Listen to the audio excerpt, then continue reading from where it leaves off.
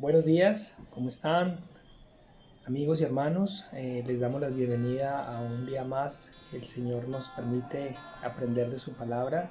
Y en el devocional de hoy va a estar basado en un acontecimiento que está registrado en el libro de los Hechos, capítulo 4, del 1 al 20, donde Pedro predica, hace un sermón en el Sanedrín en defensa del Evangelio, y donde da testimonio de un hombre que fue sanado, cojo, y que a los ojos de todo el mundo hizo un milagro en el nombre de Jesús de Nazaret.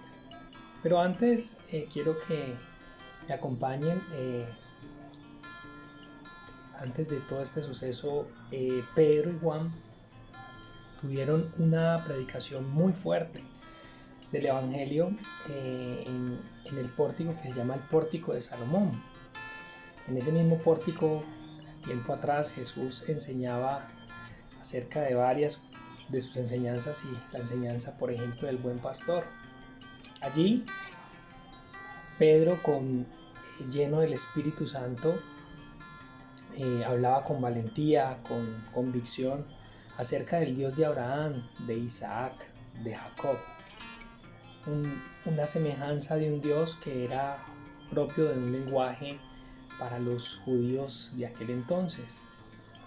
Un Dios de pactos, un Dios donde traería su Mesías y donde era proclamado por todos los profetas.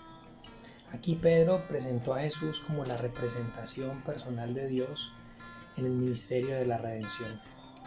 Palabras y frases fuertes como "Atasteis", Dios lo ha resucitado, todos somos testigos, fueron declaraciones de valentía, proclamando el Evangelio, confrontándolos con el pecado, de cómo enjuiciaron a Jesús, pero que ese mismo Jesús pagó por sus pecados. Era una clara defensa de la resurrección de Jesucristo. Pedro y Juan libraban una batalla poderosísima, fuerte, aguerrida, pero sin temor porque tenían claro su mensaje, tenían clara su convicción.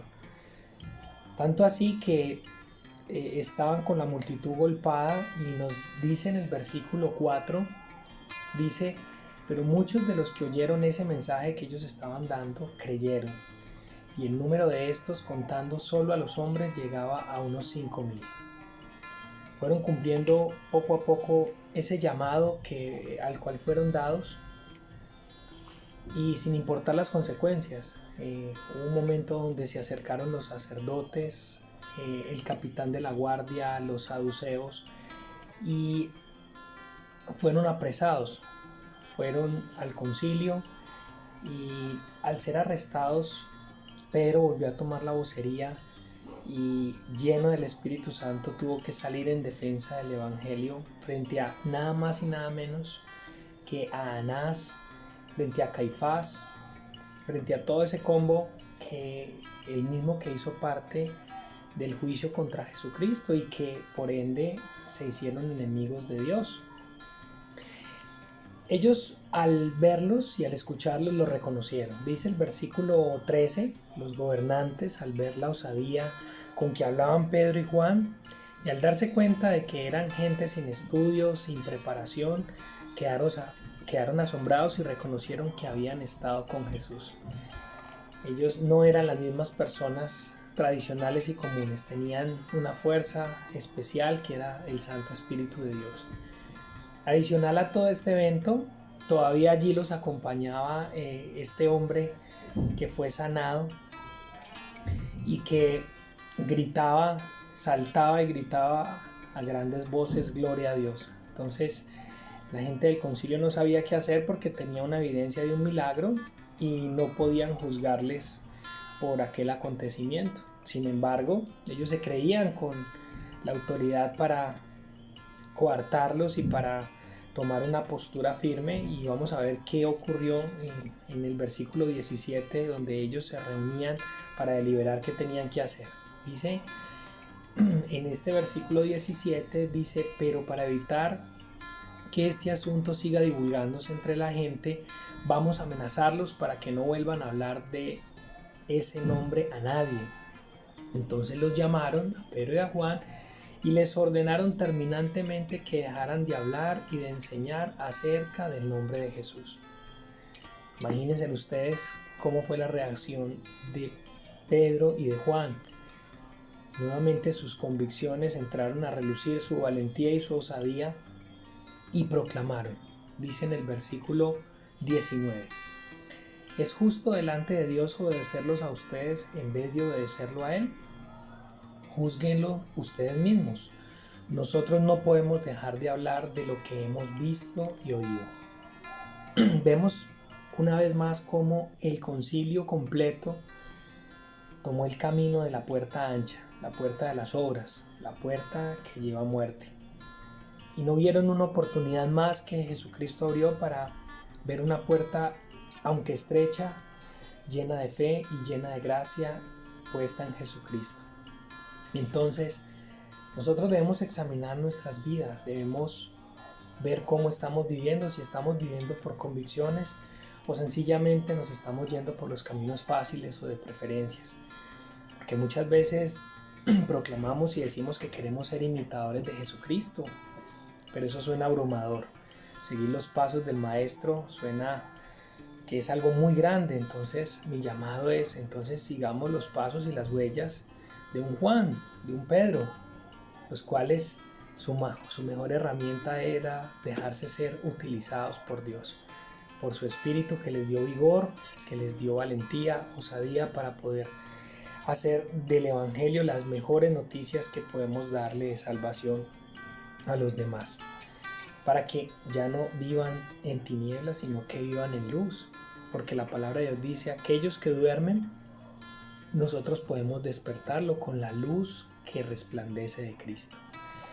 Entonces, como cristianos debemos tener en cuenta que las convicciones son las que van a formar nuestra identidad, van a determinar nuestro estilo de vida, la toma de nuestras decisiones. Las preferencias, sin embargo, son situaciones que se pueden modificar de acuerdo a nuestra conveniencia. Si son difíciles, las podemos abandonar ante cualquier tentación, mejor dicho. Para donde nosotros vamos, cualquier ruta de bus nos sirve, como dicen por allí. Mientras que la convicción es una creencia firme, es una creencia sólida. Como dice un amigo que conocemos en la iglesia: Señor, píntamela de cualquier color. O sea, una creencia es basada en una confianza en su palabra. Algo que nos moldea no solo nuestras creencias, sino toda nuestra vida, que moldea todas aquellas circunstancias que nos ayudan a mejorar como creyentes, sin importar las tentaciones y las consecuencias que esto acarree. De esto quiero que tengamos certeza de algo: nunca vamos a estar solos. En Juan 15:26 dice: cuando venga el Consolador, que yo les enviaré de parte del Padre, el Espíritu de verdad que procede del Padre, Él testificará acerca de mí. O sea, tendremos palabras puestas por Dios a través de su Santo Espíritu. ¿Cuál debe ser nuestra meta como creyentes? Imitar a Jesús, imitar a un Juan, a un Pedro, hacer de que como responsabilidad de nuestra fe en Cristo podamos proclamar el Evangelio de salvación.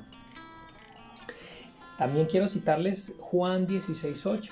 Dice así: y cuando venga Él, convencerá al mundo de su error en cuanto al pecado, a la justicia y al juicio. Él es el que hará toda esa obra que muchas veces no la queremos atribuir a nosotros y por eso se vuelve una carga para nosotros, pero Él va delante de nosotros.